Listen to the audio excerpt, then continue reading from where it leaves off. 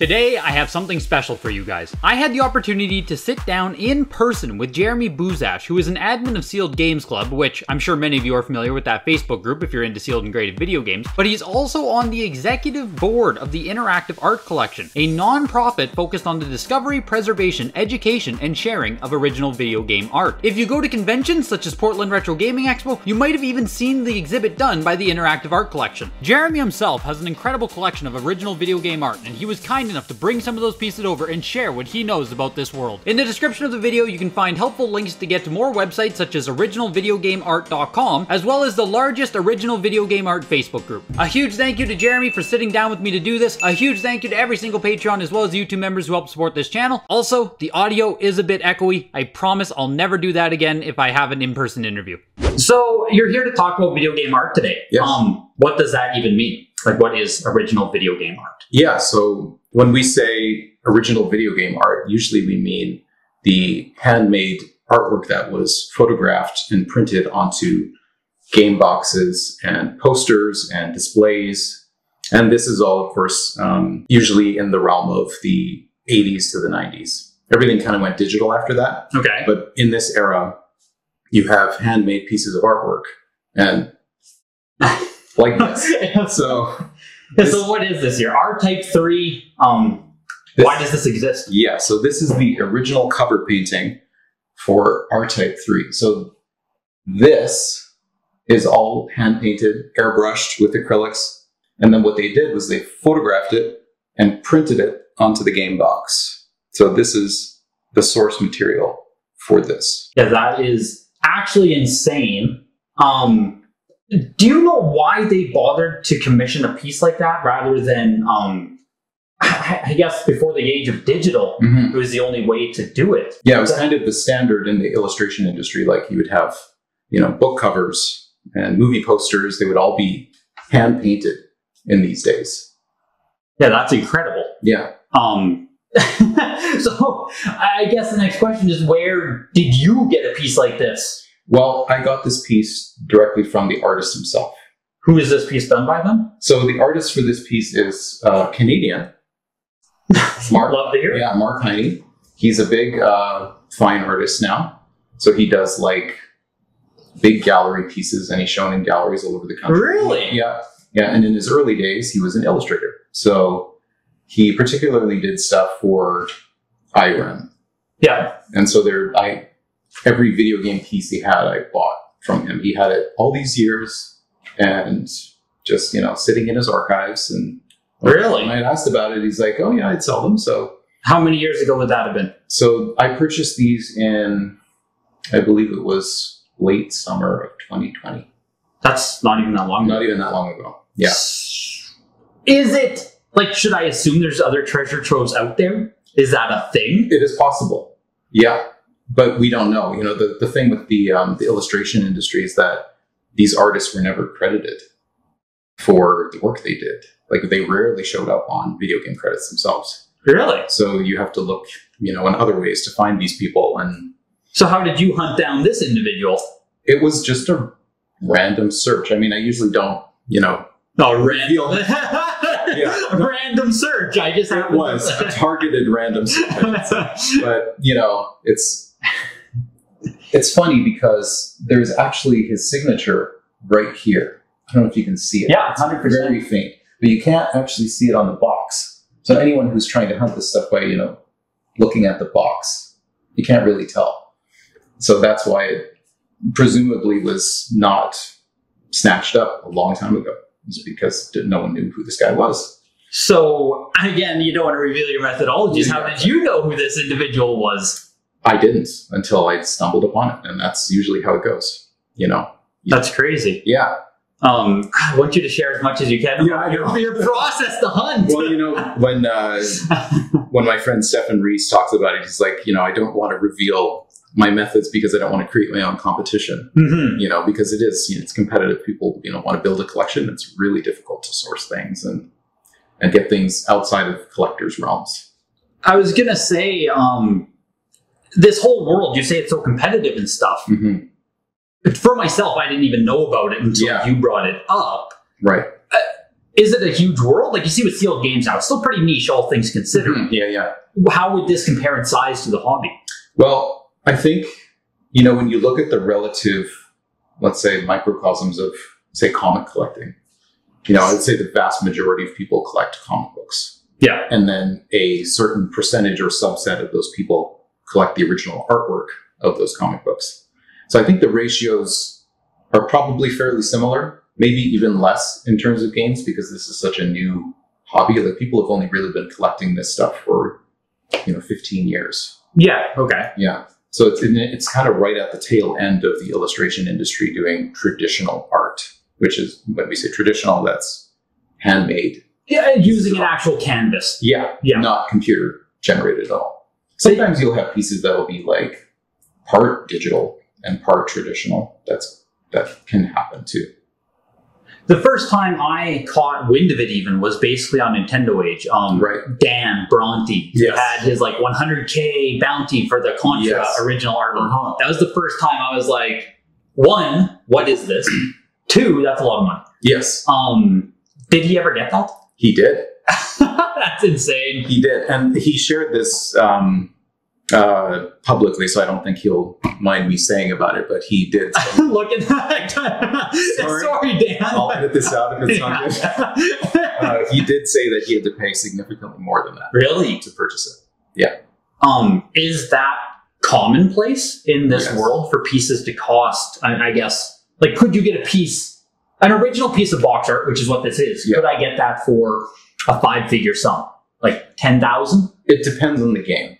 Oh, okay. Interesting. Yeah, I think prices are really dictated by the property they're tied to. So, the bigger the property, the more well-known the game, the more someone is going to be very hard-pressed to part with it. So you have to make an incentive of much more cash. Is it possible to find art for any game? Not always. Not always, because there was also the habit in this industry for companies to keep the artwork. Artists didn't always get their art back. Okay. Unless they had an agent who was really like... Yeah, actually secured it. Yeah, exactly. Yeah, sometimes it got stolen from the headquarters of the company, or in the case of, I think it was Ocean Software in the UK, there was a very well-known artist, the artist of Contra, Bob Wakelin. He got a call one day that Ocean, was going out of business, and they were tossing all his art in the garbage, and he better get down there quick.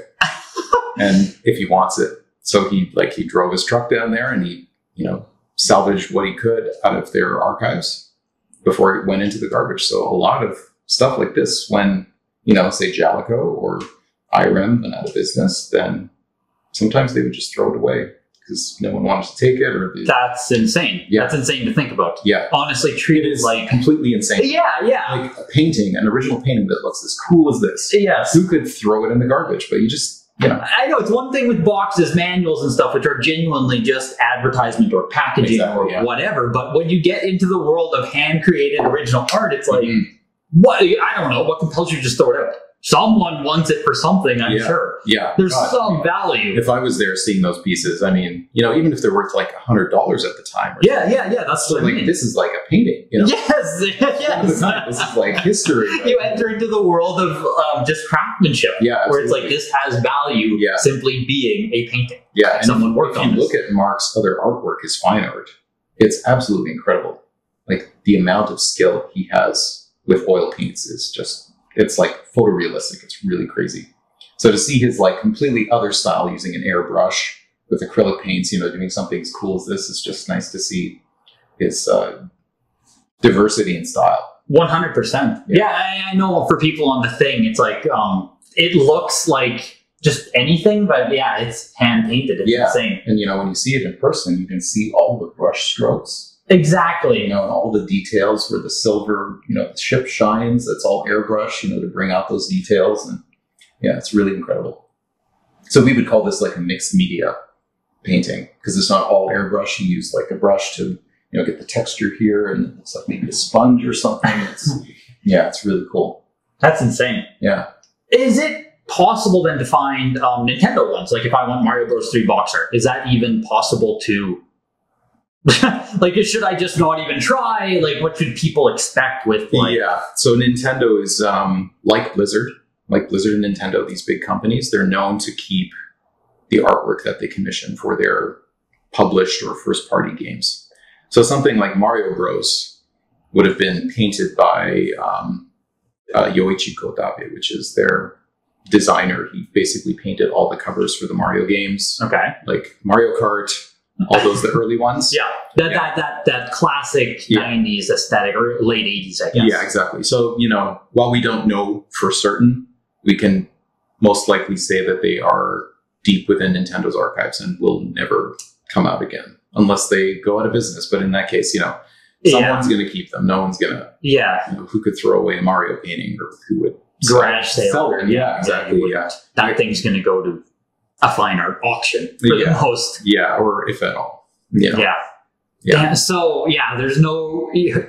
For potential hunters, there's really no reason to even hope that you're going to come across vintage Nintendo Grail pieces in the original art world. Yeah, that's a really tricky thing to get, is any first-party Nintendo artwork.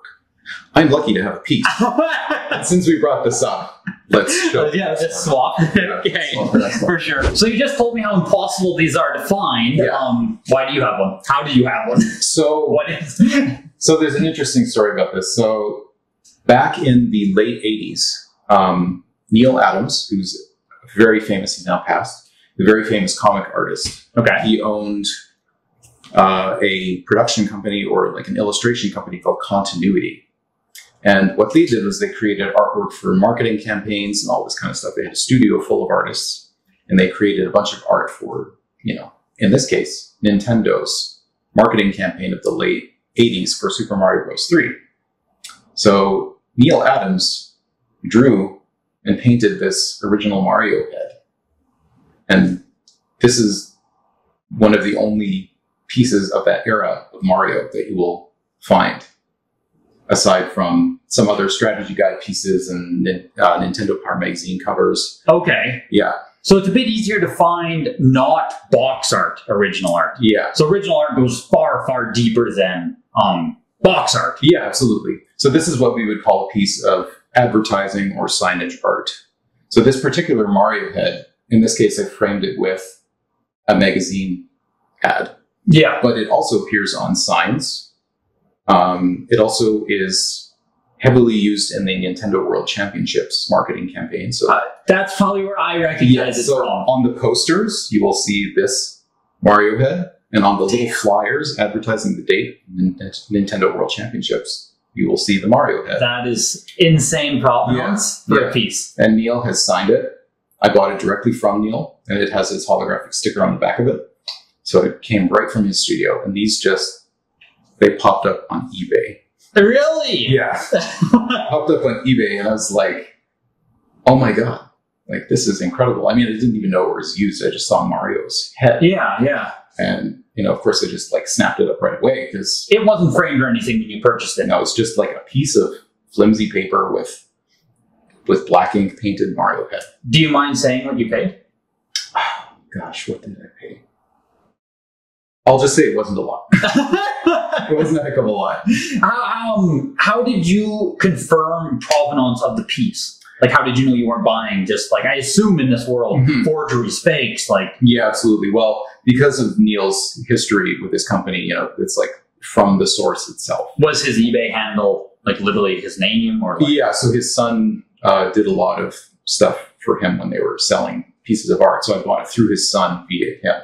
Okay. Yeah. And this, I mean, you can overlay it and compare it directly with the published material to see that it lines up. And there are several Mario heads. One is Japanese in origin. It looks very similar to this. It's not quite as, you know, wide, I guess we'll say. But so sometimes, you know, people have shown me a piece like on a jacket or something. Yeah. And it's like, oh, is this, you know, it's the Mario head. And I'm like, oh, that's the other one. This was the one for like Nintendo World Championships and all that kind of stuff. It's the American one. Yeah, for sure. Yeah. That's insanely lucky. Yeah.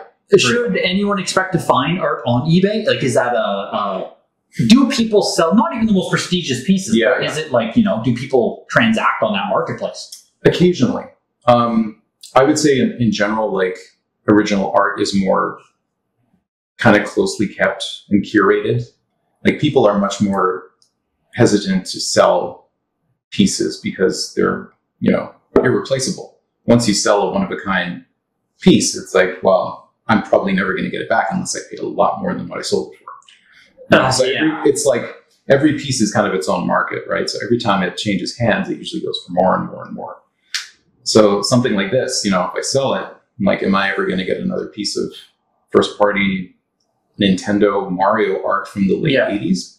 Probably not. And depending, to that point, depending on who you sell it to, you enter into the world where money doesn't drive the transaction as much as like rarity and prestige, whatever you want to call pride, ego. Like you get into a whole different world of ownership, really. Yeah, absolutely, where you can't use money to pry something away, to your point. Money is always, not the answer. I mean, someone can wave a bag of cash in your face, and it's like, sometimes it's like, well, the way I think about it is, well, if I get this money, what can I replace it with? And the answer is not always something of equal value because it's just not possible sometimes. Yeah, that is the collector thing. It's like, where I understand completely. Yeah. Like you can't get rid of a piece because the money won't be able to buy it back. Yeah, and it's weird to think about that. And it's like the owners of the earliest sealed Mario game. Yeah.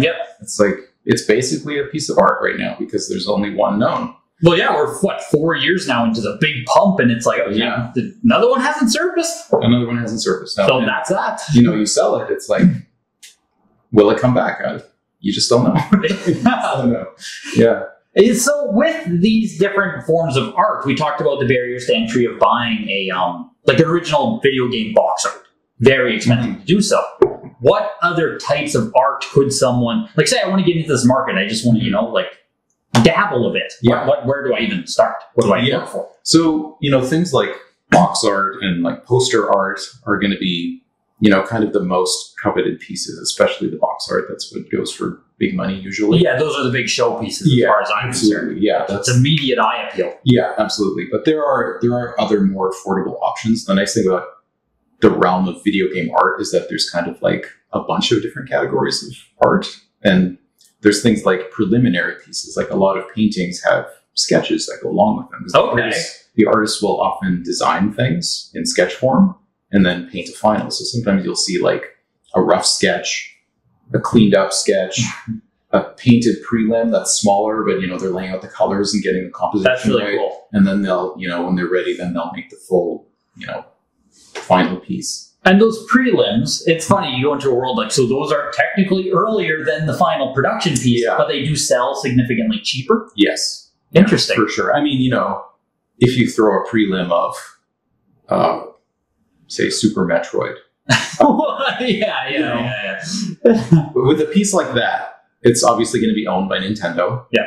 But it's also, the painting is in several pieces. So Samus is on her own, and then there's like the background, and so really? The prelim sketch to that is the only piece where you see the full artwork together because it's actually separate paintings.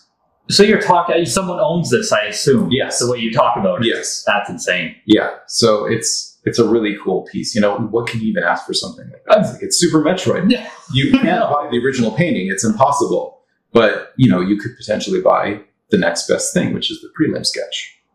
So, that's... Sometimes prelims can be very expensive in that case. Yeah. But usually they're kind of the more affordable option for sure. And when we say more affordable, like let's say I come into this hobby with $500.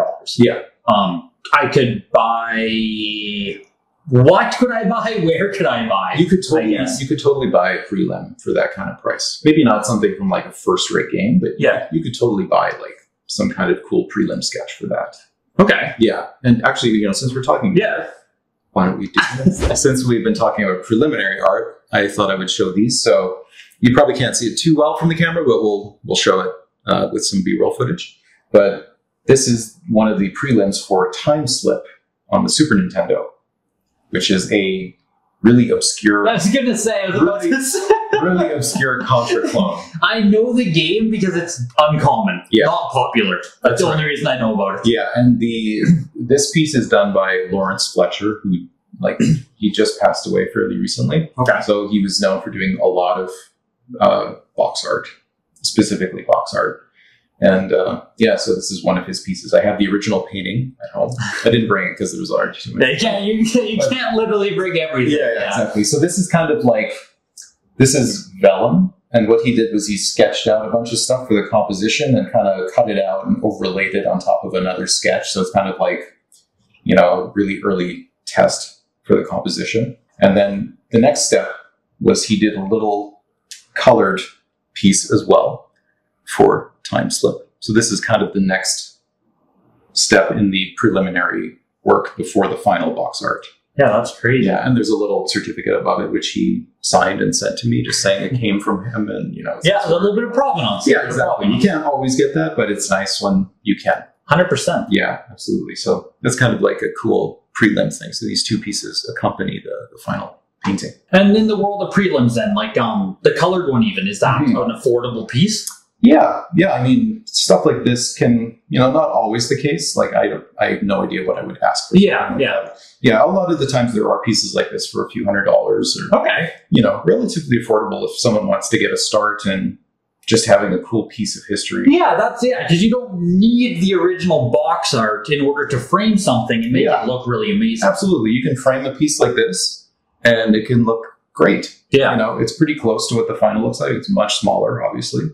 But, it's a really cool piece of history, and they all kind of belong together as a trio. Yeah, that's crazy that you have. Yeah. I assume you wouldn't separate them out then. Yeah, I would be like, well, I feel like I'm committing a sin. If I sell the pieces separately. For sure. It's not always the case. I do have prelims where I don't have finals of things. Yeah. But something like this where you kind of have a step-by-step, it's really cool as a... Yes, to show the whole process. Yeah, exactly. Yeah. 100%. Yeah, so it's kind of cool that way. Very cool. Yeah. So what do we have next here? So the next piece, this is another example of box artwork. It's done in a different style. So this is not a painting. This is done by a comic artist in 2001 for Spider-Man, Mysterio's Menace. That's the video game for Game Boy Advance. And this was done by Mike Wieringo, who is well known as a Spider-Man artist. That's his specialty? Yeah, sort of. Yeah, he did a run of Spider-Mans in the early 2000s that were quite well regarded. That's really cool. Yeah. So the obvious question, why isn't this in color? So comic style art kind of goes through a different process. Usually there will be someone who pencils the art. So they'll draw it all out in pencil. Okay. And then the next person will ink it. In this case, I do believe Mike Wieringo inked this as well, because we couldn't, find another inker, so I do believe this was inked by himself as well. Okay. It's not always the case, but this would have been likely digitally colored. Oh, okay. That was my next question. Yeah, even from the mid 90s, a lot of comic art was already being digitally colored and not painted by hand. In what case they would do back in the days, they would print the original inks onto a clear sheet of acetate, like a cell, like an anime cell. I'm slowly learning a little bit more about that in the Discord. There's people who are very passionate about cells. Yes, absolutely, yeah. So what they would do is they would print the black lines onto the cell, and then someone would paint behind it to color the piece, and then they would overlay that piece. So in the world of comics, that's considered production artwork, and it doesn't carry nearly the same value as the original inks and pencils, which you see here. Okay. Yeah. Way easier to find those production pieces, though. Not always. Okay. But it's just, this is kind of the original conception. This was done by hand by the artist. And then the production art is considered the copy. Even though it's technically the published piece, it's kind of the copy. Yeah. No, that makes sense. Makes sense. Yeah. Do they do production pieces like that in limited runs at all? Do they, make them available for public consumption at all? Or is it still Not always. Sometimes you can buy prints of posters and stuff. Artists did posters for Marvel, so you could buy a series of posters. Okay. Even someone like Julie Bell did posters for Marvel back in the days, and they're full paintings, but you can buy an actual poster or something. Yeah, okay. Or the trading cards as well. Yeah. Yeah. You're getting into a world of more mass-produced, like easier. Get a representation of. Yeah. Yeah. Exactly. Gotcha. Yeah. Gotcha. No, with the GBA era, that's already getting into, like, this game, I think, is late GBA. It's pretty niche Spider-Man. It's early. That's early It's GBA. 2001. Oh, man. Well, there we go. Yeah, so, like, almost a launch title. That's crazy. Yeah. Because I was going to say, like, I only really know of it because I was doing GBA full set for a while. Okay, wow. Mysterio's Menace, not a common game. Yeah, not very common. It took me a while to actually find an original box. Yeah, there you go. That's exactly. That's That's why I just assumed it was like at the tail end. Mm-hmm. But that's interesting to hear that it was very early. Yeah. So that's why there is still art, and or because it's a comic style. Okay. Yeah, comic artists still, for the most part, draw things by hand. Oh, really? By hand, yeah. A more common process today than used to be is that the artist will do a pencil on one page, and then they will copy it, like print it out onto another page in blue line, and then someone else will ink it. So in essence, you'll have two final pieces. Which one you prefer more? Okay. It's hard to say. I think the original pencils would still be the coveted piece, even though the inks are what's published, but the pencils are like what the the original exactly. conception piece. Yeah. So that bothers me actually, because like I want one full complete piece, inks and pencils in one, and then there are some pieces that are two. So it's like, which one do you buy? Do you keep both? I don't know. Yeah, that is always the answer, right? That's the collector end. You just keep both. I know. Yeah. Why decide? Yeah, exactly. And it's like, oh, no, I have no space for anything. So they're like two of them. Yeah. I haven't really found any video game pieces that do that. But for comics, there's certainly stuff like that. That's crazy. Yeah. That's interesting that like just a fully different illustration or type of world where you make two different forms of art, basically. Mm-hmm. That comics still do this. That's weird to me. Yeah. So that's kind of like where you'll find a lot of contemporary video games that have actually original art, is when they're done by comic companies like Marvel or... Would it be fair to assume then, like with the new PS5 Spider-Man game, there is probably an original art piece out there? No. Okay. I don't. I think that's digital. But interestingly, Alex Ross, who's like one of the big comic book painters, he does paintings. Okay. He did a magazine painting for that video game. Okay. So the only piece of artwork that I know of that you can really get for the new Spider-Man game is this Alex Ross painting. That's crazy. Yeah. And I mean, it looks amazing, but it's Alex Ross, so you're going to pay... private collection. Yeah, it's probably owned by the company, to be honest. Okay. But, you'd be looking at minimum 30 to 40,000 right away, just because of his name. He's a big artist. He charges a lot. And that's crazy for like an ultra modern piece of... I know. Yeah. So that's where you run into a bit of a barrier, is if, someone like Alex Ross paints something, or Boris Vallejo or Julie Bell. Yeah. Because they're so renowned, they can charge a lot of money for stuff. And it's like, okay, that's a bit more cost prohibitive, but... It's incredible to know it even exists, though. Yeah. Like that's, the first step is just knowing it's out there. Absolutely. So since we've been talking about Julie Bell and Boris Vallejo, let's transition. 100%. This is one of the earliest artists I learned about, because there was Julie Bell and Boris. Were they husband, wife? Yes. Yeah, okay. There. I think it was on Nintendo Age. People would always talk about their pieces because they were somewhat available. And they're accessible. Like, who they are, sort of what they've done. Yeah, maybe that's what it was, that they were just, like, they actually have a catalog of work. Yeah. So you can, like, track, and, I mean, they're signed and, iconic. Yeah, you know exactly when you're looking at a piece. This is one of the very few pieces where I just, like, I'm like, oh, yeah, that's either Boris or Julie. I don't know which. Yeah. But it's like... And that's the thing, their style is so similar that it's often hard to tell the difference. But it's immediately... Yeah. So the thing about... This is Julie Bell, by the way. I did this. Yeah, you can see, actually, the signature right here. It's Julie circa 92. So the thing with Julie was when she married Boris, she was already a painter, but not well known as an illustrator. She was a bodybuilder. They were both bodybuilders. Really? Yeah. Oh, so that's where they met. And that's crazy. Yeah. So she... Why can't I paint like dragons? I don't think the two are related, but, Anyway, so for Julie... she wasn't as well known as Boris, and Boris was already painting, comic books and book covers and posters, and these super well known movie posters. Okay. The Chevy Chase National Lampoon's poster is Boris. Really? Yeah, that's his work. Oh, man. So when Julie came, on the scene. He was kind of, giving her some gigs and helping her out. I think this is kind of how it went. But don't. I don't want to say anything wrong because I know them and they're lovely people and I love you both. Thank you. And so for Julie, the people who commissioned artwork like this, not so much this piece, but the earlier ones for Accolade for Sega Genesis. So like Hardball and Mike Ditka. Football. Okay, yeah. Those pieces, they put Boris's name on the painting when they published it on the box because he was more well known, even though Julie painted them. So the history has been kind of corrected now. Boris's ghost painter. Yeah, exactly. Yeah, so the history has been corrected now. The actual paintings are signed by Julie. Okay. And this also goes for Turrican, the original Turrican. Yeah. So Julie did that piece, but when you look on the box, it says Boris. That's so funny. And that's just because the developers were like, oh, we want, Boris is more well known at the time. Yeah. So it's funny for something that, I don't even know where you would run into a situation where it's like, oh, I'd rather have Boris's name, like in the actual world of developing that game, where it's like, does this have to go through a clearance to someone? Like this piece here is unreleased, I believe. Yeah, right? So this was my example of an unreleased video game cover.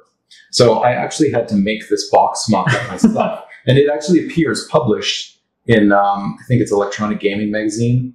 I have the issue number and page. Like this one that does not exist. The one that does not exist. Yeah, that's crazy. It was published as the box art, like exactly as it looks here in the magazine. And that's sort of the only place I've ever found it. But what happened was it's done by Renovation. And supposedly Sega bought the company. And so all the games they were making at the time for Super Nintendo, they were canned. So that's why we don't see Renovation on... So I don't think we see any Renovation on Super Nintendo, do we? Not post certain number, yeah. Yeah, not past a certain On Sega, they're very... Like the Renovation series of games is, some of the marquee Genesis titles. Absolutely. Honestly. Yeah. And so Julie had made this painting for the game, earlier than they intended on releasing. And then, it got canceled, but there's actually a painting for it. Yeah, So this was one of my earliest buys, and I purchased it from Julie herself. Okay. And I remember seeing a print of it on her website. I was like, God, that looks familiar. And sure enough, I found it in the magazine. And I was like, oh my God, that painting was meant for a Super Nintendo game. So I asked her if she still had it, and she did. And then I was like, well, I have to buy this because I need a Julie Bell Super Nintendo piece because she's one of my absolute favorites. She did Demon's Crest, Arcus Odyssey, which you see here. She did the original Turrican, of which I have an alternate painting for that. I'll maybe show that B-roll or something. Yeah, for sure. Yeah, because there's a cool story with it. But she's iconic, one of the iconic artists. King of Dragons. I was going to say, she has some big titles. Very big titles, yeah. She was more known for the Nintendo side of things. So she did a lot of Nintendo-related stuff, where Boris was more, for whatever reason, did more of the Sega Genesis stuff. Oh, that's crazy. So he did like Echo the Dolphin. Really? Yeah, those are all his covers. That's a Boris piece. That's Boris Vallejo. Yeah. And then I do have a Boris piece. Yeah. I finally got my Boris piece. The couple, they're married together. Yeah. Next to each other. What piece did you get for Boris? I got Onslaught. Okay. Yeah. Yeah. So it's kind of a lower key Genesis title. Yeah, but an amazing painting. Yes. Oh yes. The box art, or the painting. I can only talk to the box art. I don't have the privilege of owning the originals. Yeah. So I remember, after I bought this piece, this was in late 2019 when I really got first started in collecting artwork. I bought this piece and I was like, God, I need to get myself a Boris Vallejo. For sure. Because they're just so renowned and iconic. And it took me a while, but I finally, found the right one and I was able to afford it at the time. So, I remember sending the wire transfer and being like, oh my God, like what did I do? But, you just, once you get access to that stuff, if you say no, you'll probably never get the chance again. Yeah, no, so, 100%. Yeah, if it's affordable at the time and it's available, I'll try and pull the trigger for sure on stuff like this. For sure, 100%. Yeah. Just to touch back quick, what is the benefit of putting Boris's name over Julie's on a piece at all? To be honest, who cares? Yeah, well, Boris was just so renowned at the time, and they were thinking it was more marketable for the games because where would you even know though that it's a Boris piece? I guess I don't remember ever knowing who. Yeah, there is a signature on the box. I believe. Okay, but I walk into the video game store. Yeah. I mean, yeah, I think because of his movie poster work, and I don't know if he was doing anything for Marvel at the time. He did a lot of comic covers. Okay. Yeah, so certainly for people entrenched in that, that's interesting. They would have known. It's interesting to even think of people being that deep in that world so many years ago. Yeah, and his style was also very kind of iconic at the time. He's kind of, him and Frank Frazetta are kind of like, I feel like in fantasy are they're kind of like neck and neck a little bit. Okay. Yeah, but I don't think Frank Frazetta did any video game art, but certainly a lot of pieces were influenced by his artwork. Interesting. Yeah, but I think Boris was just such a big name at the time. They had these video games they were technically like bootlegs almost. They were not official Sega Genesis titles, the Accolade ones. Yeah, so they have those weird boxes. They're very unique. Yeah, and they have like this yellow tab that exactly. You have to get around the connections of the console. So yes. Perhaps because of that, they thought, maybe if we have someone like Boris doing the box art paintings, it'll help him sell. It's crazy. Yeah. Just that it's so long ago to still be considering the artists. Where, and I don't, like I said, for myself, like as a consumer, it's never even. Yeah, it's not always that you get, a video game that has like a piece on it by the renowned artist. Yeah. That's kind of the only case I really know of where it's like we want the artist marketed on the box. It's really cool. We don't want the artist. Yeah, that's what I mean, right? Yeah, like just literally erase it. Like here's our art. Thank you very much. Yeah, it's never going to be mentioned. Yeah. Really cool. Yeah, so this is definitely one of my favorites. And it's just such a great piece. It's done in oils, which is a different medium. It's not airbrush. These Boris and Julie, they paint with oil paints, hand brushed, all these details, all these fine little hair brush strokes. They're all minusculely brushed on here. Yeah, that's in like sitting here. I mean, we'll show it as best as we can in B-roll there. Yeah.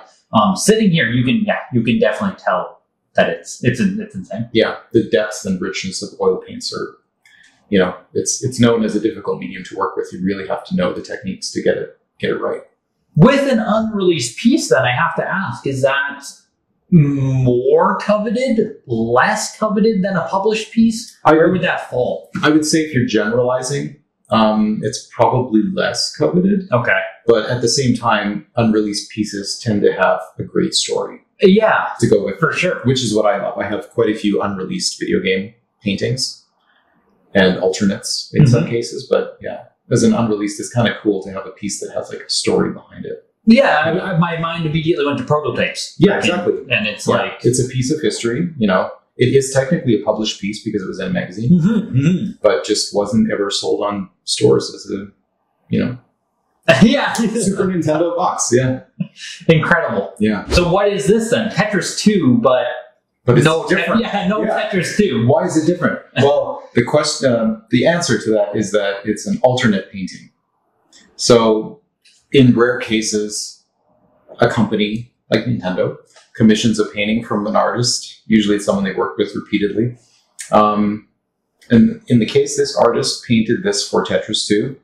And for whatever reason, it was rejected. And then a different painting was made for the game. Not by him, by someone else. A much inferior piece, if I must say. The ultimate rejection by Nintendo. Yeah. So this guy has done a lot for Nintendo. He's done Nintendo Power artwork. I also have his other painting for the game Erasers. Yeah. That game. So I have that original painting, which is also like a first party Nintendo piece. I was about to say, it's kind of a miracle that I have something like that. But you got some interesting pieces. Yeah. So I had to, again, make this myself. I had to recreate this logo. Very talented. Yeah, in my iPad little, editing software. And the painting was scanned, so I had a high-res thing of it, and I found the logos and all these online, and I made the box myself to frame. And so this is how it would have looked on store shelves. Yeah, that's crazy. That's really cool you mocked it up. That's the perfect way to display something like this. Yeah. Is it a common occurrence that something would get rejected and that pieces like this exist, I guess, alternates? Yeah. So I wouldn't say maybe it's not common, but it certainly has occurred. And I know we were talking about Julie Bell before. So there's actually a second painting for the original Turrican. Which I own the alternate to that. So the story with that one is that when Julie was painting it, whoever, the marketing director, developer saw it before it was completed, and they wanted some changes done. They were like, "Oh, we want more muscles." This is what Julie told me. Yeah. We want more muscles and different pose or something.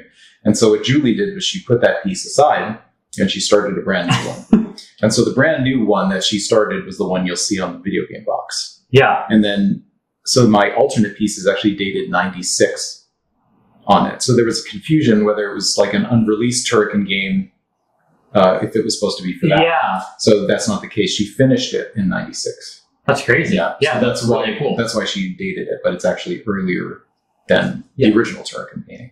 Okay, so it can happen. It can happen. Yeah, absolutely. It can happen. Changes, and this is partly why things went digital too, is just because it's so much easier to do changes. Yeah. Editing an original art piece is not exactly easy. Yeah, it's not great, and I'm sure artists hate doing it. They don't. Can only assume so. Sure, yeah. So it's a trade-off. Earlier in the days, you get beautiful painted pieces, and it's more common now for things to be digital, and you just can't own anything like that. The best you can own is a print of it or something. Yeah. So Lagoon here, what is this piece then? Because this differs from an alternate, I believe? Yeah, so this, since we were talking about magazines and stuff like that before, so this is a magazine ad for the video game. So this is the only ad I know about for this specific video game. I don't think Lagoon was ever that popular. Yeah, but it's a very iconic ad. A lot of people remember it. And when I bought it from the artist, I had assumed, because I was looking at the magazine published piece itself, I assumed that this would be blank white space and that they would have just overlaid a photograph. Yeah, I've seen that on a few pieces. Yeah, that's very common. So I was assuming that was the case. But when I got the painting, I was like, oh my God, he actually recreated the box art by hand and pasted on all these little logos and stuff. And this is all, if you look super close, you can see all these fine brush strokes in there. Even put the TM in there. It's ridiculous. Yeah, no, that's a perfect, or damn close to perfect recreation. Yeah, you wouldn't know looking at the magazine ad that this was actually recreated in miniature. Yeah. So it's even looking in person, it looks like, the box is just sitting there. Yeah, and I forget what the text is, but there's big text above this in the video game ad. Yeah, so they left room for that kind of thing. But yeah, this is a great example of a magazine advertisement piece. Yeah, that's a beautiful piece to have. Even if Lagoon is more of a low-key game, the art itself brings it to life. Yeah, it's absolutely one of my favorite pieces just because it's so detailed and the brush strokes are so fine and there's so much cool stuff you can look at. It's one of my favorites. 100%. For sure. 100%. Is it more common for magazine ads like this to exist? Certainly back in the day. Yeah. To be obtained, I guess. Can you find these more? Is this a realm of collecting where it's I'll go after magazines ads? Yeah, so sometimes, stuff published in magazines, you can sometimes find it. This guy signed this here. And so you go down your rabbit hole. There's a signature in the published piece, so that can happen sometimes. Not always the case, but you just get lucky in your hunt, and it's kind of the same challenges as box art. Okay. Yeah, because especially I would say it's maybe even less common to find someone who did an ad piece because it's even less of a tier down than the published cover, right? Interesting. Yeah, so it's even a level more obscure. Yeah. And I have to assume that a lot of artists weren't even credited at all, unless you find a signature. Yeah, and a lot of times they cleverly hid their signature so they could get it in there. Yeah, for sure. So that happens sometimes, yeah. For sure. So on the topic of comic book art and that type of world, these clearly aren't comics. So yeah, well, so this is kind of an interesting little, I guess, insertion into the different categories of artwork. So these both are the original cover art to promo comics done for video games. Okay. So they were comics that would have been... the niche within the niche here. The niche within the niche, yeah. And this is something, for whatever reason, I've gotten a lot of cool stuff in. So yeah, so this is, if anyone recognizes this is Daikatana on the N64. Yeah. And this piece was used in the strategy guide, and with the Prima strategy guide came a promo comic book. Okay. And this was the cover of that. And this is also found on T-shirts and maybe some signage and stuff. I haven't found every use. Yeah, but it got quite a bit of airtime in that case. Like, it was used. And why this was not the box artwork, like, yes, I will never know. You know, this is, when you see those 3D figures on the N64 box, it's like nowhere near as nice. No, I agree with you 100%. Yeah, and this 100%. is also a very famous artist, Mark Silvestri, who was an Image Comics artist back in the day. Okay. Yeah, so very renowned, very well known these days. Yeah, crazy. Daikatana, I know it because it's rare. Yeah. You know, it'll always have that relevance to N64 collectors. Absolutely. It's like, and for N64 collectors, there's not a ton of artwork available because it was already getting into the digital age. mm-hmm. So most of the covers are, 3D imaging, photo composites. There's no paintings for a lot of N64 stuff. Yeah, that's crazy. Which you sucks. To, get that one framed up with the a nice factory sealed copy. I do own the comic to this. Okay. Which I got specifically for framing. Yep. I do not own the comic for this one because the comic for this one sells for many thousands of dollars. Just the comic? Just the comic. So, okay, here's the story. Yeah, so what am I looking at? So, in case anyone doesn't recognize this is the original artwork to the Twisted Metal 2 promo comic. So, the deal with this is it was published by DC Comics. Okay. There was a magazine called Tips and Tricks. And what they did was they created a contest. And so, whoever wrote in and answered their questions or something like that, then they would get this comic as a gift. And they only printed 100 copies of this comic book. Okay. Supposedly, around 50 to 60 of them were destroyed because they were never claimed. Really? And there are only, currently, as far as I know, there are only 4 graded examples. Wow. At all. How big is the comic book? Like a normal standard size book? Normal comic. Okay. Normal comic size. And this is on standard comic board, 11 by 17. Both of these things are standard comic board. Wow. Yeah, so the Twisted Metal 2 promo comic is incredibly rare. And so my chances of finding that to frame with this maybe are very slim. Yeah, you're going to have to do your mock-up again. You have to make yourself a nice little one. I have to make myself one, but it feels like I'm cheating. Wow. Yeah, so I originally got in touch with this artist, Duncan Fegretto, who's an incredible, known for Hellboy especially. Oh, okay. Or he did Star Wars comics back in the day. Very cool. Yeah, so this piece, I had asked him about it. I was apparently the first one to ask him about it. And he's like, I think I have it somewhere. Maybe it's buried deep in my archives. I had to wait a year and a half. So finally I got an email. He's like, Jeremy, are you sitting down? I found it. And I was like, oh my God. Did you keep, not pestering, but keep in contact with him loosely? I kept in touch with him and, we chatted back and forth. Yeah. And there's also a really great set of prelims to this. 7 of them, I believe. They're not in this folder, but you do also own them. I do. You got the prelim set. The whole set. Wow. Yeah. So there's quite a funny story. If you look at all the prelims, there's him writing notes to the art director saying, "I'm quite sick and tired of this." Oh, really?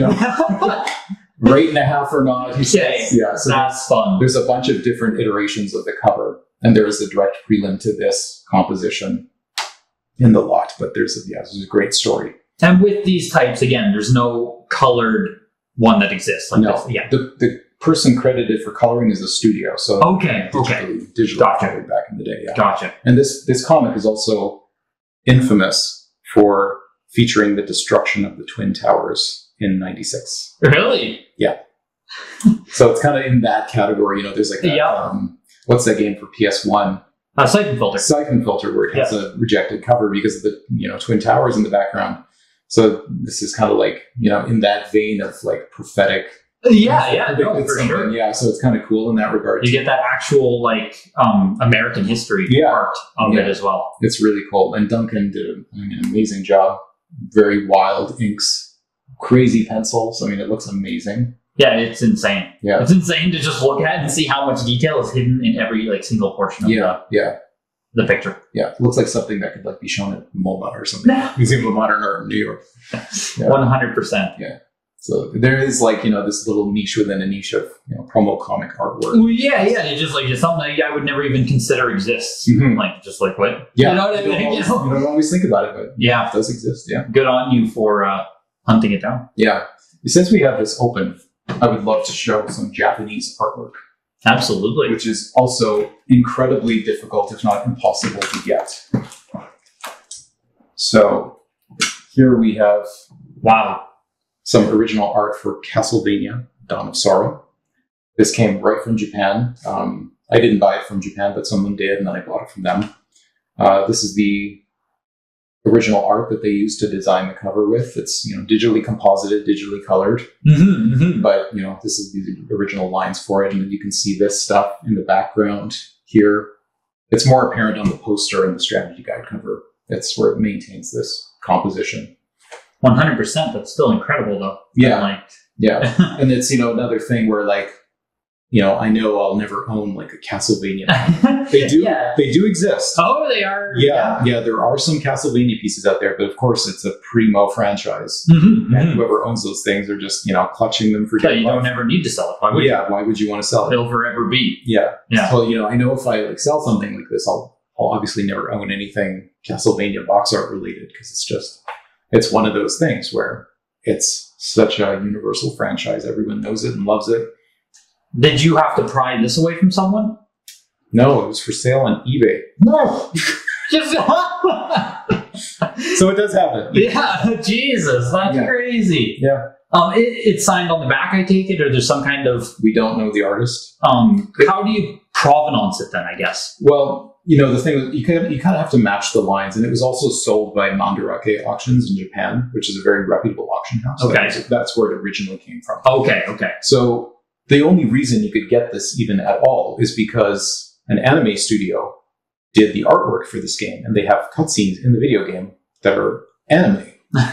So anime artwork is typically more accessible because it's more considered production art. It's not the work of a single artist. It's a team of people doing stuff. So a lot of that stuff is sold, when archives fill up and drawers fill up, they sell that kind of stuff sometimes. That's really cool. Yeah. So this, I pinned it down to someone who could possibly be the artist and who's the likely artist of it. Okay. But again, we don't know for sure. So I'm just curious, if you were to try and sell this, how would you ensure to someone that it's legitimate? Do you just have to use that provenance chain? Or how basically where it came from, who the previous owners were. In the case of this, it's, obviously it can be tricky because it's just a pencil drawing. Yeah, that's what I mean. That's what I mean. Yeah, I'd be very scared to purchase something. Yeah, absolutely. And since it came from a place like Mandarake, it's a very reputable place in Japan to buy original artwork and anime cells and that kind of stuff. Okay. Yeah. So because of that, I felt fairly confident in purchasing it. Okay. Yeah. Interesting. Yeah. And I did overlay this, with a lot of these, with the other composition of it. And then the lines matched up and everything. The only thing that's different, this is interesting, is these three characters. So their poses are different. And often what they did when they had those changes was they overlaid a yellow sheet and they retraced the characters in different poses. And so they would just composite it on top of another piece so they didn't have to redraw the original.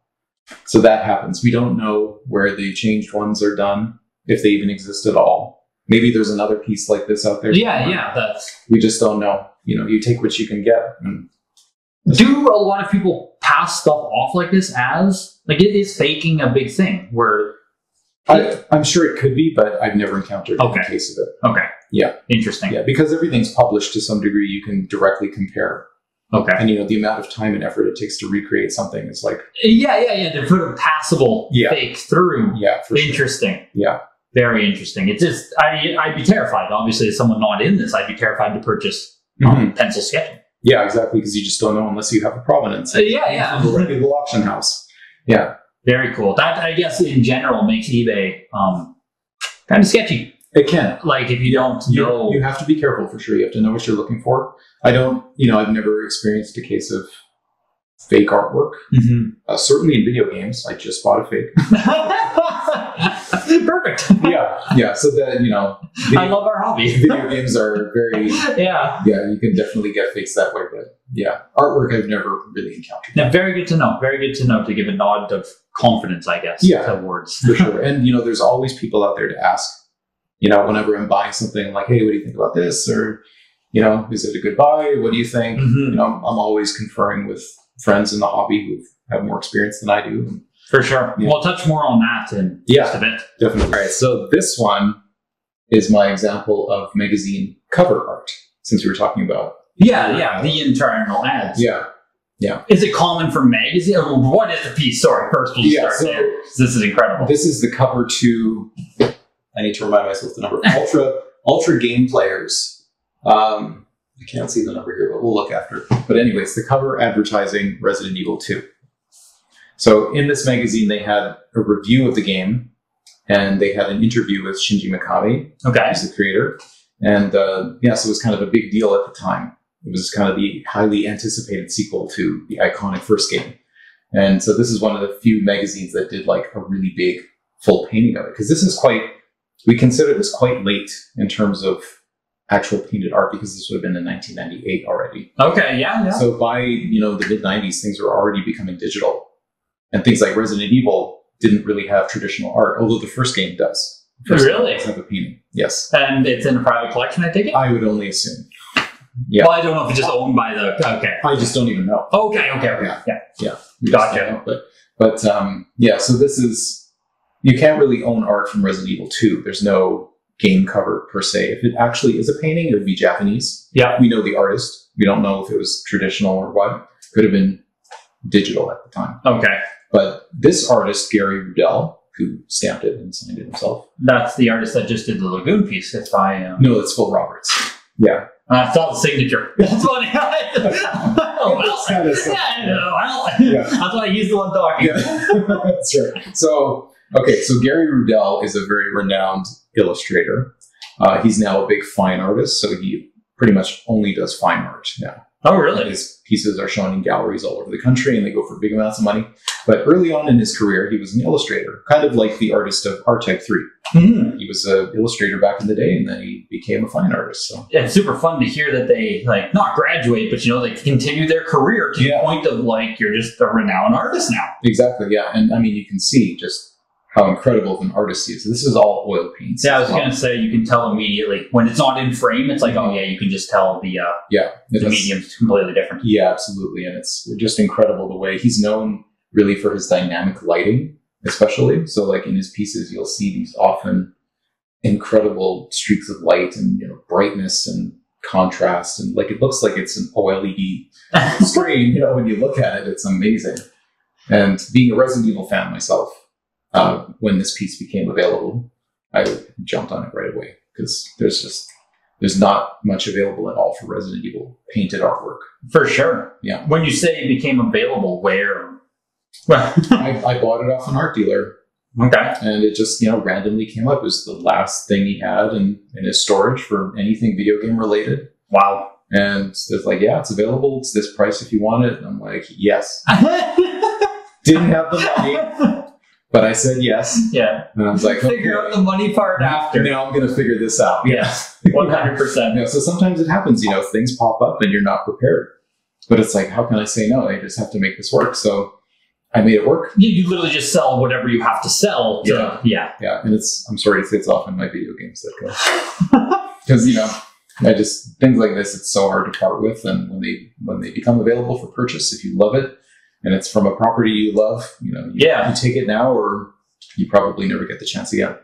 And if I understood you correctly, most magazine covers did not get full-size paintings, or was that a pretty commonplace? By this time, usually not. Most of them were digital or composites or things like that. Okay. But, certainly earlier, before the mid-90s, magazine covers were often painted. Okay, so that's something you can also seek out. Yeah, and that's also... what we would say a more affordable option than box art. Okay, yeah. Something like a magazine piece. Sometimes it's the next best thing. I can't own the cover to Resident Evil 2. Yes. But I can own the next best thing. Yes. Which is this full-size, 24-inch tall oil painting by an amazing illustrator. So, we often have to make concessions that way.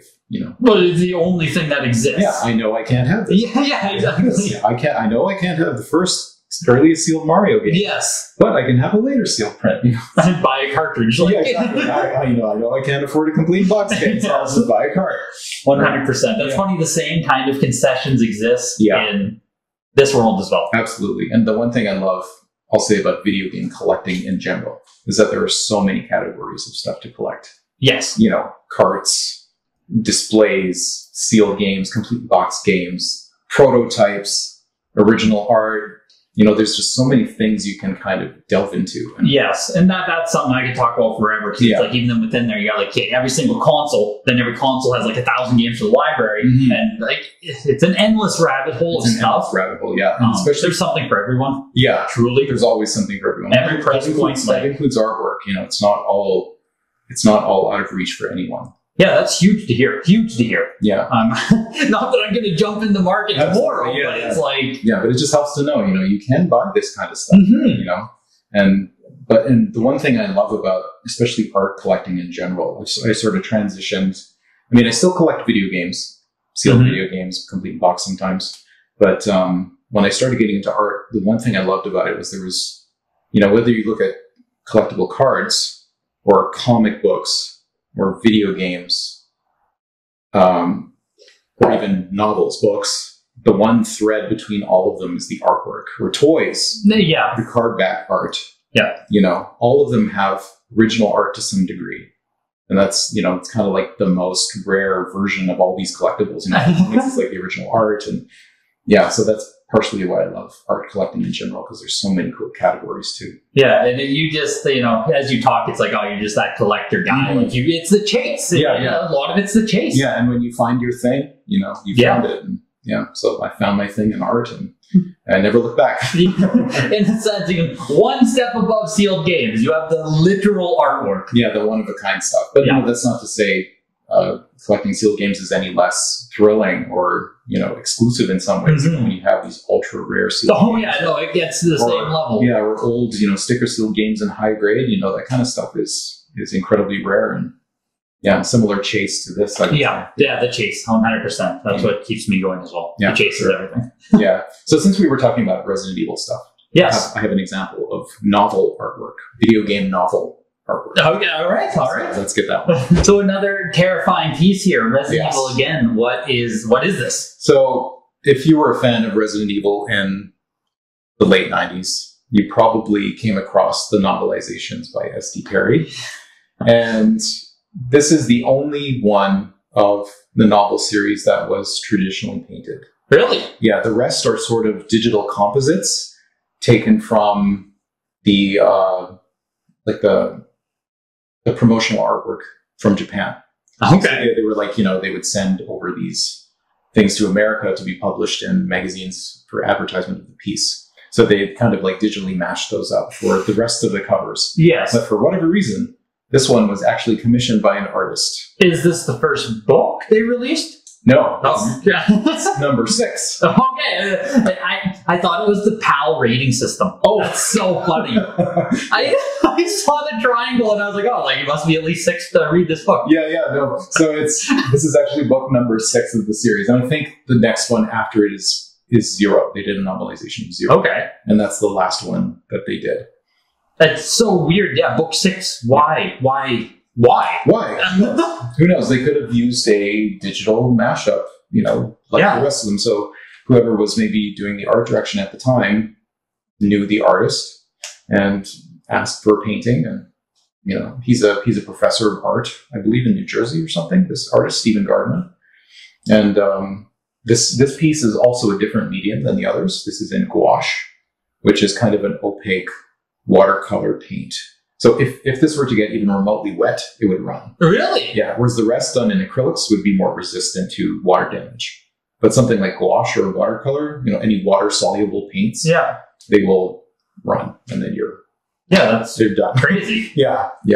So it's a very interesting medium. He does, you know, really well with it. He obviously knows how to use this medium completely effectively, but it has incredible details all over.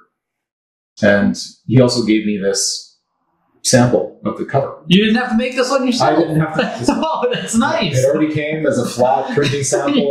So I was like, well, yeah, I'm going to frame that with the original. Hours of work saved. Yeah, exactly. Yeah. So this is one of my favorites because it's also one of the very few Resident Evil paintings in existence. And where did you come across the piece? I always have to ask where you know.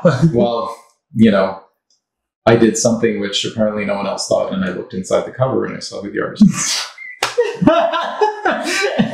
Sometimes it's literally that easy, eh? Simple as that. And you contacted the artist directly? Him. Yeah. He still had it. Wow. It's like, hell yeah. Like, yeah, wow. And okay, there's a funny story with this too. So I was obsessed with Resident Evil back in, 98, 99. I was just kind of the right age for it. I was too young for the first game, but by the time Resident Evil 2 came out on the N64, I was kind of at the age where I could tolerate the scary level. Yeah, I couldn't. Yeah. Yeah. So when these books came out, I remember loving this cover specifically because I bought them. Oh, you actually were already familiar? I was already reading the books. That's crazy. Yeah. And when this cover came out, I was like, oh my God, that's incredible. And I actually sketched this in art class in like grade, I don't know, 9, something's grade 9 or something when it came out. So I have somewhere deep in my closet, I have a sketch of this. Okay, that's incredible. Yeah. That you were already that like obsessed with it, I guess we could say. Yeah. You already loved the piece. Yeah. I don't know what about it. It's just it's an awful image. It looks disgusting. But I absolutely love it. And yeah, so when I got the chance to buy this piece, I was like, it was, a piece that was really kind of already close to me. Yes. For other reasons, and just to have the original painting is just, out of this world. Yeah, I was about to say mind-blowing. It doesn't happen. Yeah. You'll never. Yeah, you don't often get something that you really, a childhood game you grew up playing, everyone grew up playing the standards, the classics, the ones that are unobtainable.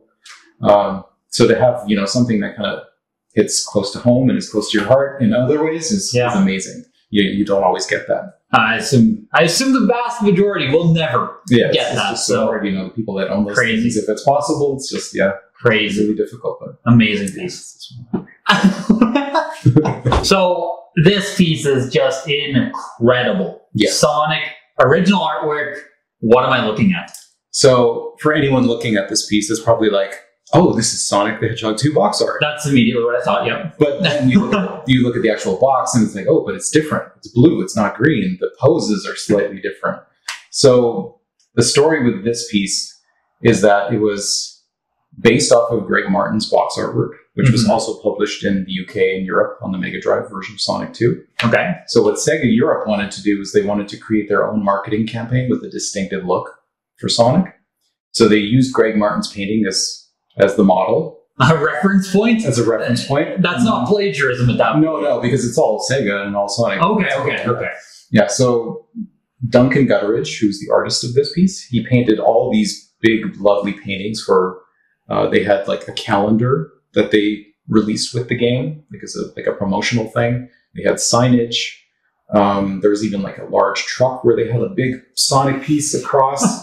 There's a standee artwork for Sonic and Tails in different poses, all painted by Duncan Gutteridge. So this piece was in the calendar, and it was also used as the release poster artwork for the video game in the UK and Europe. So you can find, it's very rare. I've not found one yet. I only have a photo of it, but you can find the poster with this artwork saying available now. Really? Sonic the Hedgehog 2. Yeah. So this is my kind of example as poster artwork. In the world of Sega, is it as impossible to find an original box art as with Nintendo? I think Sega is more realistic to get something. Okay. Yeah. Okay. Not always the case, but because Nintendo is such a strong company and still very relevant today as a video game developer and publisher, they still have massive archives of stuff. They're not, I don't see Nintendo going away anytime. Yeah. They're pretty... Yeah, Sega's a bit of a different story, equally as coveted back in the day. But, today's relevance is maybe a bit less. But, with the Sonic movies, yes, you have this huge renewed interest in Sonic the Hedgehog. Yes. Well, that's why a piece like this now is, I don't want to say timeless, but it's getting there. Absolutely, yeah. And it's, we also know that the original, actually, I shouldn't say we know, but it's assumed that the original Sonic 2 painting by Greg Martin was destroyed in a flood. Oh, really? Yeah, so the artist, who's now passed, Greg Martin, he had all his artwork stored in his basement, and he had a flood. That's terrifying. He lost a ton of stuff. And so he started shrink wrapping all his pieces because to protect them in case of something like that happening. But I think like Felix the Cat on NES was destroyed. Sonic 2, presumably, there are some prelims out there of Sonic 2, painted prelims, but they have water damage. Well, yeah. So some were unsalvageable, and he, was forced to throw them away. Every collector's worst nightmare. I know. That's insane. And so this piece really, is the next best thing, I guess, to the original box artwork. I mean, like I said, as soon as you brought it up, I just thought it was the original box Yeah, art. well, it's so close. So that's how close it really is. Yeah, their poses are different, and the background is blue instead of green, and yeah. Were you able to obtain this directly from Greg Martin, or? No, I mean, Greg Martin is the artist for the original. Oh, sorry, Yeah, this is yeah. the. Duncan Gutteridge, yeah. Yes, thank you. Yeah, so no, Duncan did not retain these things, but I was able to get them elsewhere. I can't really say who, but... I'm learning that that's this market has its secrets, eh? I know, yeah. Everyone keeps it tight to the chest there. Yeah, you have to be a little careful, can't give away everything. Like otherwise I'd put myself out of collecting. But that's hilarious. Yeah, but it's one of the pieces I absolutely adore, and for good reason. Yeah, it's iconic for sure. And a piece like this, I know I'll probably never get the chance to own Sonic box artwork. Mm-hmm. So this is kind of the next best thing. Is it like, so you said this was in a calendar as well as a poster? Yeah, and actually you can see Sonic in this pose on like signage artwork as well. Mm-hmm. Like they removed the backdrop and just took like Sonic and Tails, and you can see it on some displays as well. Is it possible for a person to find Sonic artwork in that case? Like, is there a lot of pieces? There is pieces, and actually there's more available by Greg Martin, like the North American artist. He did a lot of spot illustrations of Sonic, so there's like a ton of different poses and things. Cool. And so there are like singular paintings of Sonic, in a pose. Yeah. And those can be had. They still cost a lot of money. Yes. 100%. If they're even for sale at all. Yeah. But they are obtainable. That's really cool. They did so many, like, just that they, obviously pumped Sonic as much as they could. It was and this apparently was the biggest marketing campaign for video game in Europe at the time. There you go. Sonic 2. Yeah, so there you go. Yeah, this is kind of the shining jewel of that marketing campaign in that era. Incredible. Yeah, and this is all airbrushed painting, beautifully detailed acrylics and airbrush. I'll have to keep my eyes peeled then for a cheap Sonic to pop up. A cheap Sonic to pop up. Relatively. Yeah, insane. So here we are the showstopper, your final masterpiece, so to speak. Yeah. What am I looking at? Yeah, so people are obviously going to be wondering, what the heck is that? Yeah. So, I mean, obviously we know it's that's Star Wars Knights of the Old Republic, one of the greatest games of all time. Also to me, because I love it. So fantastic game. Yes, very fantastic. Good. So the artist who worked for BioWare at the time did all his video game covers digitally. Even back in 2002, like a piece like this was done digitally, like really detailed for the time. But nowadays, he's mostly an oil painter, and he does paintings for Blizzard and Star Wars. Oh, he's still working. He's still working. Yeah, wow. Yeah, absolutely. He's not that old. He's pretty young. Yeah. 20 years ago. I know. Yeah. So when I got in touch with him, I obviously asked about his game art and if he had anything available, because I loved his work. He did Mass Effect and other BioWare games at the time. And I specifically asked about this piece, and he said, no, it's all digital. But it kind of put the bug in my brain, like, he's an oil painter. Could I do a commission of this piece? So that's what happened. So we decided on a size and the medium style. It was going to be in oil paints. But what he did was he recreated his digital box art in a physical painted medium, oil paints on canvas. It's insane. Yeah. So it's a custom piece, essentially. It's a custom piece. It's a commission. Kind of a special case because the original was also by the same person. Yeah, that's really interesting. Yeah, so I think there's a difference when you commission a recreation by someone who's different versus someone who actually did the original. Yeah, so that's one of the primary reasons I asked him to do this and paid him a bunch of money to make this for me. Yeah, I was gonna say getting someone who didn't do the original to replicate the original for myself doesn't even.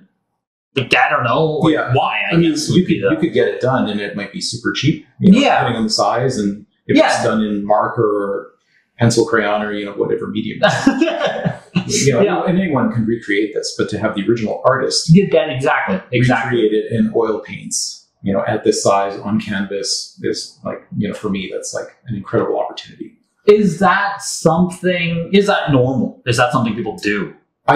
Honestly, I don't know. I know I've seen other like recreations and commissions, but I don't know if anyone has done specifically this, where there's been an iconic cover digitally, and that artist is working in traditional mediums. So then he recreates that iconic art into a traditional medium. I don't know if there's been anything else like that. There might be. Yeah. I honestly don't know. It's an incredible idea you had. And even to pay, I assume this was a very expensive piece to have done. It's huge. Did you want to paint this big? Or did you have to convince him? We almost went bigger, but I was like, oh my God. I was like, I don't know if I can afford it. Bigger. Yeah. As if it's already huge. Yeah, it's already huge. So he did this in a really interesting way too.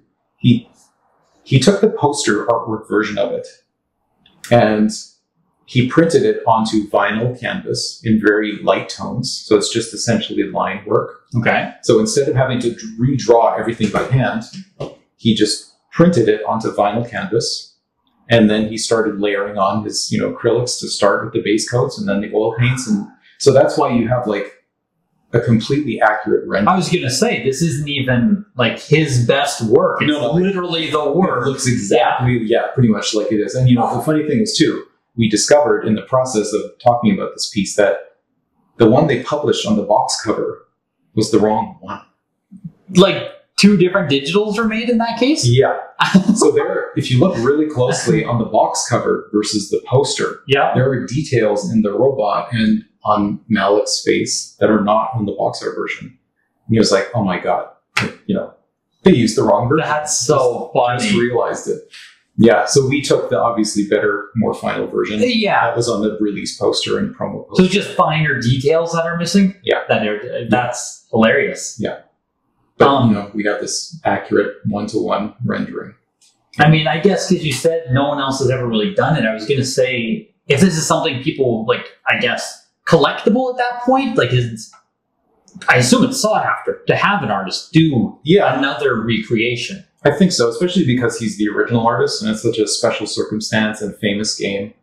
Do people have original artists do, I don't know if you call it a fantasy piece, but say he painted something from KOTOR or just like a reimagined scene or something? Yeah. Is that something people have done as well? Yes. Yeah, I've seen some people have commissions where they have commissioned the original artist of something to do it a slightly different version of it. Okay. Yeah, so I've certainly seen that. Would something like that still be not resellable, but have value outside of the person who commissions it? I think so, yeah, because a lot of times the fame of these artists or the renown, their work is expensive just because of that to start with. Okay. And then you add on the fact that it's a well-known property, famous property, the price can go up quite a bit. And I know, personally talking with this artist, he said this is probably the only one he will ever do because it was so much work. And it took so much time and he had to turn down work from Blizzard. And to work with Jeremy. Yeah, no doubt.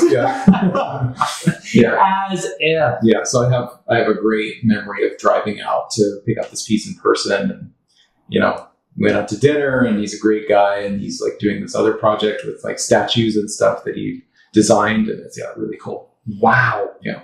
Incredible. Absolutely incredible. Yeah. Do a lot of the original artists, are they interested in doing commissions? Yeah, I think so. And especially a lot of them, there's quite a few that aren't working in art these days too. Or, maybe they're doing all digital art with the chance to do something traditional again. It's kind of maybe enticing to Okay. Yeah. So if you found someone reached out, it's not don't expect to just an immediate rejection. There's hope. Oh yeah. For sure. Okay. Yeah. I mean, I'm sure artists get emails every day asking about stuff. Yeah. But, it's always possible to get a contemporary commission. Not always, but, sometimes, yeah. It sounds almost like a more realistic direction to go towards than trying to find an original piece. Yeah, absolutely. And in the case of this, there is no original piece. Yeah, well, that too, right? Closest thing, yeah. That too. Yeah. Yeah, maybe that's something I need to consider because, oh man, I don't know. It's all it's wild. Cool. It's just, it's crazy. another niche layer in the in the whole, spectrum of video game art. This is just, like it gets to the point of just like literal art. Yeah. Like, it's like, at that point, you're just commissioning artwork. Absolutely. Like, it's a painting. It's, that's it's not crazy. the published one, but it's, the closest thing. Yeah. Like pure craftsmanship. It's just like a whole different world. Yeah, absolutely. Whole different world. So I know we were talking about like contemporary game art and that the industry went all digital earlier. And so, the way around that is obviously something like this, a commission of a digital piece, being painted. But there's also rare cases where video games, even in the last 10 years, have had real paintings. It's very rare, but it does happen. But I didn't bring this piece, but if anyone remembers the cover to the Hitman trilogy on Xbox 360 and PS3. Okay. Yeah. It's like a Star Wars painting of Hitman. It's like a movie poster. So that's a real painting. Do you know why that was done? Well, Square Enix commissioned an artist who's known for his traditional artwork. And he actually hand-painted the thing. And I own it. Yeah, I own it. I didn't bring it. Yeah, there's the big follow-up. So it's 2012 when the industry is obviously well entrenched in the digital age, in digital mediums. To have, a 26-inch piece painted, for Hitman, and it's essentially the only piece of box artwork available for that whole 8-game, 2-movie franchise. I think it's it's something like that. Yeah, it's a huge franchise, so it's like the only piece available for that entire franchise. But if it would have been done 30 years ago, it probably would have more. That's crazy. Now, yeah. I mean, that has to be an extremely rare case. Yeah, for sure. Okay. Yeah. Okay. I don't have many modern pieces that are traditional. Yeah, it just doesn't make any sense. Yeah. It literally seems like a waste of everyone's time and effort. Yeah, exactly. We have digital. Unless you have an artist like it's Jason Edmiston, who's the artist. He's also a fellow Canadian. Oh, nice. Yeah, lives in Toronto, I believe. Okay. So he's known for his horror paintings, and he does box art for NECA for their Friday the 13th. Oh, okay, cool. Halloween stuff. He's done box artwork for toys. Very cool. Yeah. So when I asked him a couple of years ago if he'd done anything video game related, he's like, "Oh yeah, I have this Hitman piece." And I was like, "Oh my god!" I like the series. I'm not in love with it, but I like it, and I have good memories of it. But the painting just looks incredible in person. Yeah, that's he crazy. did some digital color manipulations to it, but when you see this thing in person, and it's on this heavy watercolor paper, so it was rolled up when it came, and I had to flatten it when it came, and it's all framed up now. But yeah, it just looks amazing in person. That's incredible. Wow. Okay. So sometimes stuff like that does exist. Yeah. Yeah. I assume you weren't expecting at all for him to say, you didn't know that piece existed. I didn't know that piece existed. It was just random. It was I like his work. I should ask him. Yeah. That's crazy. Yeah. And he had it. So reaching out is almost like your number one source of finding. Yeah. I mean, if you don't want to buy from collectors. Yeah. Unless you're, prying it away from someone. Yeah. Then, trying to find an artist is, that's difficult. That's crazy. Yeah. That's crazy. For sure. It's been the challenge for all of us. Yeah. All of us are collectors. There's a handful of us who are just, trying to get what we can and hold on for dear life.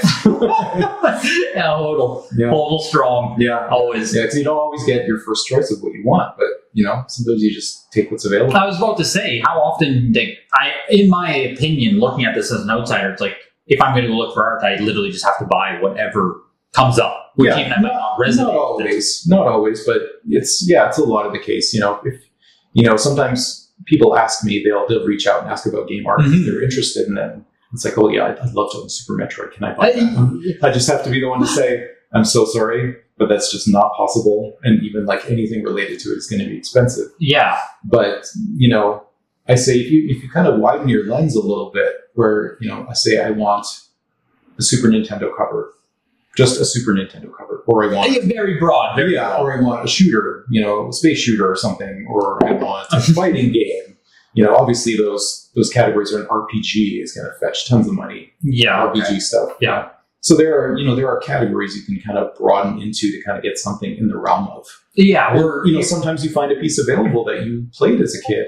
You can actually own that one-of-a-kind piece.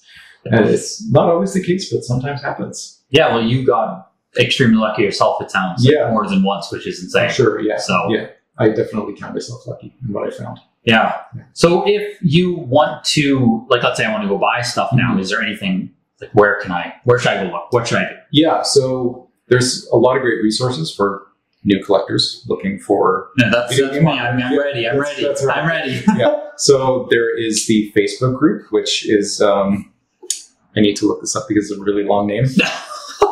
That's marketing. That's perfect marketing for the Facebook group. Okay, so the Facebook group where all the game art collectors gather is called Original Artwork for Video Games, Pinball, Board Games, RPGs, and Other Games. Is there enough keywords in that title, or do we need to, it's like a bad email list? There's actually too many because games is abbreviated to GMS. So yeah, that's the Facebook group. All of the big collectors are there. All of the passionate people who love video game artwork are there. That's perfect. You can find incredible resources and help in other collectors. You know, if you want to begin the journey of getting a piece for your collection or for your game wall or whatever, you can go to the group, sign up. Perfect. And there's tons of people willing to help. Yeah. And where else? I'm sure. Where else do we go? Yeah, so the other one Let is us know. There's a brand new website called originalvideogameart.com. Okay. And it's run by a few guys in our group. And so it's kind of an educational website where you can view photos of original game artwork. You can see them in a virtual gallery. That sounds really cool. They're on Instagram as well. Originalvideogameart.com. Okay. And on Instagram on the same name? Yeah. Original Video Game Art. Yeah, I believe so. Yeah, and if you want to check out my collection, yes, you can go to comicartfans.com and you can see the game curator. You can see my collection. That's my handle. You can also go on Instagram at @the_game_curator. Good. So you can see my artwork. I don't post everything, but I post a lot of stuff. So you can see my collection of games and original artwork on there. For sure. No, that's huge. Yeah. And then you were also saying that there's actually an auction coming up, like for original video game art. So, yeah, Heritage is doing an auction for original video game art. I believe it's going to be early January. Yeah, 19th, I believe, January. if I'm correct on that. Yeah. So there's going to be a live auctioneer doing a huge section of video game artwork. And so anyone who's looking to delve into Have you consigned to it? Or are you going to have some pieces in that auction? I do have a few. Yeah. Oh, there we go. Yeah, there we go. Full disclosure, I do have a few that I've sent in. And, it's partly to, I love to keep everything I have. Mm-hmm. I can't. It's just impossible. I can't keep everything. Oh, you're not made of money? Yeah. It is what it is. And there's pieces that are great entry-level pieces. I've tried to send in things that are great for someone who's looking for their first thing. Mm-hmm. Not something that's going to cost them, $50,000 to $100,000. Yeah. More like 1,000 or a couple thousand or something, or a few hundred. Yes. Yeah. Yeah. So I've tried to kind of send in things that will help out the people looking to jump in a little bit or just get their feet wet. I know with the signature, I expect there to be pieces that do sell for. Yes. Who the hell knows? Who knows? Like, we'll find out when they hit. But yeah, that's awesome. Yeah. I'm going to have to pay attention. Absolutely. Like, and I actually have something for you. Oh, too. Okay. Pass me that folder behind you. Oh my god. Here we go. So he did not know. Here we go. He did not know we were going to do this. I'm busting this out on him now. So because of all your hard work in promoting video games and video game education, I am gifting you this. No way. This piece of Turok artwork by Raphael Kainan. So this panel appeared on the back of the Game Boy box. This is so cool. And this is a direct piece of artwork from the comic book. So they often swiped images from the comic to put on the boxes. Yeah, so this panel you'll see on the back of the Game Boy box. So it's, just a cool little entry piece to kind of just have something in that ROM. I'm like nervous to hold it. Like, you know what I mean? Yeah. You know what? You can go to Michael's and they have 11 by 17 frames. That's the size of this. You can stick it in a frame and put it on your wall. Oh, 100% will. 100%, yeah. Like my hands are like I don't even want to like literally, you know what I mean? Yeah. Wow, Jeremy, that's insane, man. Yeah. That's insane. Like, thank you. Yeah. Thank you so much. Yeah. That is such a pleasure. This has been so fun sitting down with you. It's been really fun. I hope you guys got a ton of value of this. I did. So yeah. And anyone who has questions about this stuff, message me anytime on Facebook, Instagram, whatever. Absolutely. I'm always happy to help. Insane world of art. Thank you so much. Great.